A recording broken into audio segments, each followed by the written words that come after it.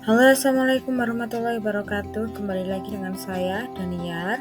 Di sini dalam sesi sharing is caring, Daniar mau menjelaskan atau sharing tentang penyusunan pelaporan studi kasus PPG Prajabatan ala saya. Jadinya ini versi saya. Nanti silahkan teman-teman mengadaptasi versi teman-teman sendiri atau ini hanya dijadikan referensi begitu ya. Jadinya tidak ada pemaksaan. Nah, sebelum saya berlanjut untuk menuju ke sesuatu yang serius, saya mau menanyakan dulu nih, gimana kabarnya teman-teman untuk bulan Juli? Sudah siap ya untuk kita melakukan UKPPG ya? Lumayan banyak yang harus dipersiapkan. Oke, baik, di sini saya langsung saja nanti masuk ke sini. Jadinya untuk UKPPG Prajabatan kita tahu bahwa ada 4 hal yang harus dipersiapkan. Jadinya ada uji kinerja 90 menit atau 2 UJP. Kebetulan saya fisika ya. Kemudian ada uji kinerja 30 menit. Kemudian ada tes PCK dan ada tes tulis pelaporan studi kasus. Nah, untuk tes tulis pelaporan studi kasus ini yang akan dibahas pada sesi kali ini ya. Nah, di sini cara dalam menyusun pelaporan studi kasus versi saya berdasarkan surat edaran prosedur laporan studi kasus itu seperti apa sih? Jadinya di sini saya mau sharing saja. Kalau saya memahaminya itu seperti apa? Bisa jadi berbeda dengan teman-teman, berbeda dengan dosen teman-teman seperti itu ya. Tapi saya sharing saya bagaimana cara menyusunnya seperti itu. Nah, tujuan dari laporan studi kasus ini kalau berdasarkan surat edaran adalah menilai pengetahuan, kemampuan memecahkan masalah dan kreativitas dari mahasiswa PPG Prajabatan dalam merencanakan dan melakukan pembelajaran di kelas melalui deskripsi, analisa, dan penyelesaian masalah pada kasus-kasus yang ditemukan selama praktek pembelajaran. Jadinya di sini ada yang di-highlight ya. Jadinya ada masalah pada kasus-kasus yang ditemukan selama praktek pembelajaran. Jadinya kasusnya ini ditemukan selama PPL 2 seperti itu. Sebelum masuk ke detailnya, di sini ada ketentuannya ya. Unggah dari laporan studi kasus itu seperti apa? Harus dalam bentuk PDF maksimal 1 MB, kertas ukuran A4 Times New Roman 12 PT dan spasinya adalah 1,15. Nah, simpan di drive belajar ID, kemudian format nama filenya seperti itu, jadinya ada judul kasus, nama mahasiswa, dan NIM. Kemudian setelah disimpan di drive belajar ID tadi, langsung nanti ditautkan nih filenya ke halaman ujian seperti itu.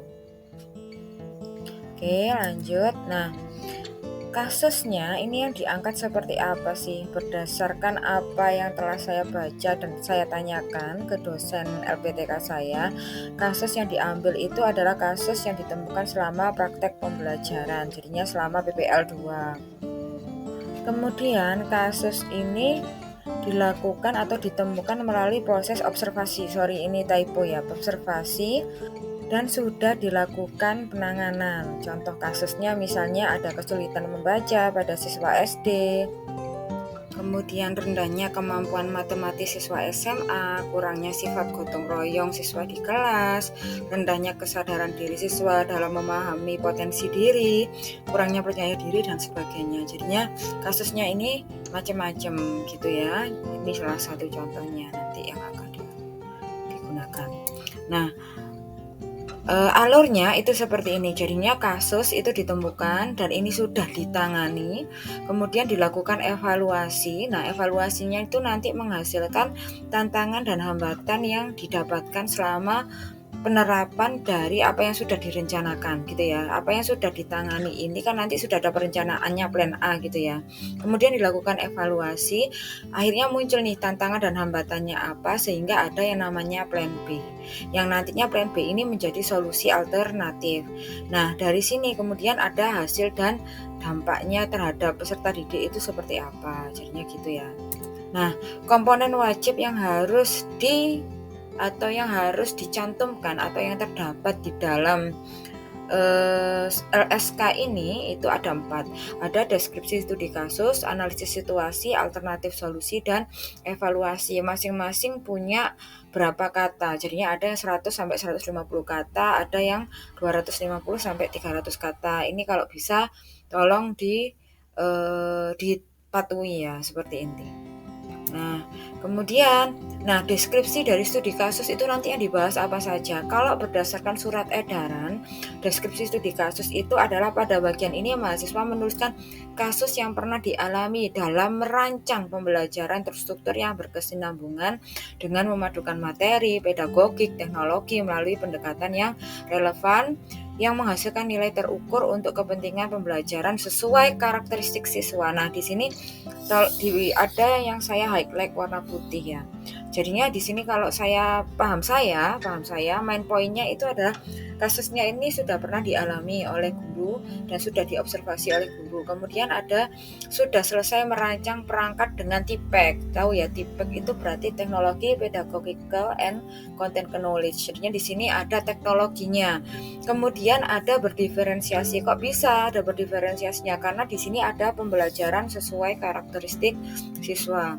Kemudian ada metode pembelajaran yang digunakan dan evaluasi pembelajaran yang dilakukan itu seperti apa, seperti itu.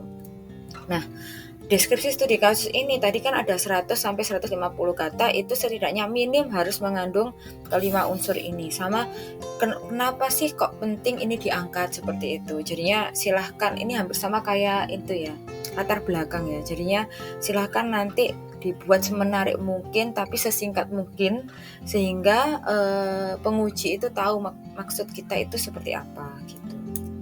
Nah, kemudian untuk analisis situasi di sini dijelaskan bahwa pada bagian ini mahasiswa melakukan analisis situasi yang terjadi pada saat membuat rancangan dan evaluasi pembelajaran. Selain itu, mahasiswa perlu menjelaskan perannya saat merancang dan melakukan evaluasi pembelajaran, pihak yang terlibat, tantangan dan hambatan dalam kegiatan tersebut. Nah, di sini ada yang saya highlight, analisis situasinya itu berarti menjelaskan peran sama apa yang terjadi ketika kita mengambil topik tersebut. Jadinya kan kita melakukan observasi kelas. Kita berangkatnya masalah itu kan dari observasi kelas dulu. Permasalahannya itu seperti apa. Nah, yang terjadi di kelas itu seperti apa itu silahkan diceritakan. Kemudian ada peran dalam merancang pembelajaran. Tentu yang bagian merancang itu ya jenengan semua. Jadinya di sini perannya adalah saya adalah perancang perangkat pembelajaran seperti itu ya. Kemudian peran ketika melakukan evaluasi. Nah, di sini peran yang ketika kita melakukan evaluasi bersama itu Anda berperan sebagai apa? Guru praktek kah? Atau Anda sebagai observer dan sebagainya? Nanti silakan dijelaskan. Pihak yang terlibat itu apa saja? Siapa saja? Jadinya di sini kalau di pelaporan saya pasti melibatkan ada DPL, ada guru pamong dan ada teman sejawab sebagai observer saya. Di situ saya menjelaskan bagaimana sih ketiga orang ini itu membantu saya dalam melakukan evaluasi pembelajaran seperti itu. Serta habis dari evaluasi ini tadi kan kita akhirnya mendapatkan nih ada beberapa hambatan yang diperoleh dari melakukan plan A. Nah, tantangan dan hambatannya itu seperti apa di situ juga saya jelaskan. Nah, selanjutnya dari tantangan dan hambatan yang sudah dipaparkan tadi, di sini ada pada bagian ini mahasiswa memberikan alternatif solusi berupa tindakan yang telah dilakukan dalam menghadapi kasus atau situasi tersebut. Nah, menurut pendapat saya atau menurut pemahaman saya, alternatif solusi ini adalah plan B-nya. Jadinya setelah plan A kalau tidak berhasil atau ada hambatan, maka plan B-nya apa? Strategi pembelajaran yang dilakukan itu seperti apa? Nah, di sini saya jelaskan di punya saya itu langkah nyata yang saya lakukan, misalnya dengan merubah anggota misalnya ini nih kelompok ini tidak bisa bagus nih kalau berkelompok, jadinya saya melakukan switch anggota seperti itu juga bisa dijelaskan kayak gitu ya. Nah, kemudian baru evaluasi ini hasil dan dampak dari langkah nyata yang telah dilakukan, jadinya hasil dan dampaknya itu seperti apa pada siswa. Nah, di sini silahkan dibuat seringkas mungkin, tapi kalau saya menambahkan ada dokumentasi. Jadinya dokumentasi misalnya anaknya semakin aktif nih, semakin bisa kolaborasi. Di sini saya tambahkan foto anak yang melakukan presentasi seperti itu. Jadinya teman-teman, kalau menurut teman-teman nih terkait dengan LSK ini mirip PTKK atau enggak sih selama ini menurut Anda? Kalau menurut saya sih hampir mirip kayak PTK kolaboratif ya yang kemarin kita lakukan di PPL 2. Oke, sekian penjelasan dari saya. Semoga tidak terlalu bulat dan bisa memberikan insight baru buat teman-teman. Bisa digunakan, bisa enggak. Kalau enggak sesuai dengan apa yang menjadi pikiran teman-teman ya silahkan di skip gak apa-apa. Tapi ini apa yang saya lakukan, semoga bermanfaat untuk teman-teman. Sekian presentasi dari saya, terima kasih. Assalamualaikum warahmatullahi wabarakatuh.